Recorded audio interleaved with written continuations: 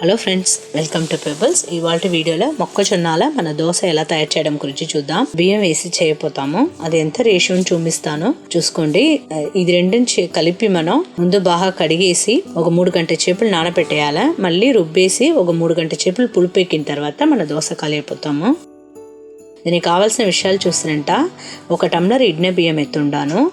అదే టంబ్లర్లోనే తెల్ల మొక్కజొన్న 1 టంబ్లర్ ఎత్తుండాను. చేయి నిండా కందిపప్పు వేసి ఉండాను బియ్యంలో. 4 ఎండుమిరపకాయ, జీలకర్ర, ఇంగువ, మినపప్పు 1/4 టంబ్లర్ ఎత్తుకోండి. చూసారా, మన బియ్యం ఎత్తిన టంబ్లర్లోనే 1/4 టంబ్లర్ మినపప్పు ఎత్తుకుంటా. ఇది మొత్తం అన్నీ కడిగేసి మనం ఒక 3 గంటల సేపు నానబెట్టయిపోతాము. చూసారా, మొక్కజొన్న నానబెట్టి ఉండాను, బియ్యం, కందిపప్పు, దాంట్లోనే ఎండుమిరపకాయ కూడా వేసి ఉండాను. బాగా మెత్తగా అయిపోతుంది రుబ్బేదానికి. దీంట్లోనే జీలకర్ర, ఇంగువ కూడా వేసి మనం నూరి ఎత్తుకుపోతాము. పెద్ద ఉల్లిపాయ 2, కరివేపాకు కొద్దిగా పిండిలో వేసి మనం దోశ కాల్చుంటాము. చూసారా, పిండి రుబ్బైంది. బాగా 3 గంటల చేపులు తాలి పులిపెక్కిన తర్వాత మనం దీనికి సరిపడిన ఉప్పు వేసుకుంటాం.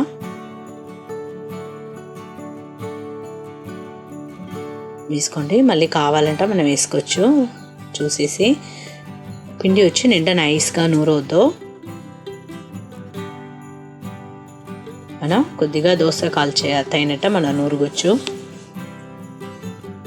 చూసారా, ఈ విధంగా ఉంటేనే మనకు కరెక్ట్గా ఉంటుంది. దీంట్లోనే 2 పెద్ద ఉల్లిపాయ నేను సన్నంగా కోసి పెట్టి ఉంటాను. కొద్దిగా కరివేపాకు గిల్లి పెట్టి ఉంటాను. ఇది కూడా మనం పిండిలో వేసి నూరేస్తాం. బాగా మొత్తం కలిసేటే కలిపిడ్చుకోండి. సరే, ఇప్పుడు దోశ కాలుస్తాము.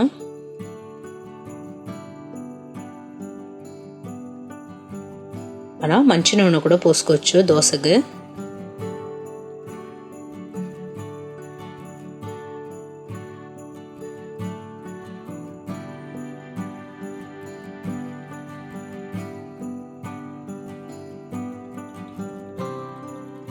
మనం చెక్కలో రుబ్బిన నూనె ఉంటే కూడా పోసుకోవచ్చు. కొద్దిగా ఎక్కువ పోసుకోండి.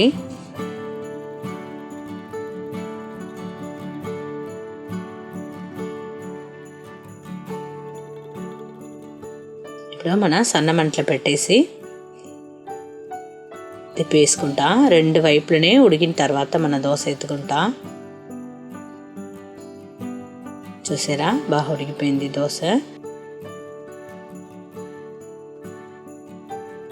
మొక్కజొన్న దోశకు మంచి కాంబినేషన్ చూస్తున్నట్ట కొబ్బరి చట్నీ. నేను ఎలా తయారు చేసింది చూస్తే మీరు కూడా ఇంట్లో ట్రై చేసి చూడండి. మీకు ఖండితంగా వీడియో నచ్చి ఉన్న లైక్ చేయండి, షేర్ చేయండి. మర్చిపోకుండా మా ఛానల్ సబ్స్క్రైబ్ చేయండి.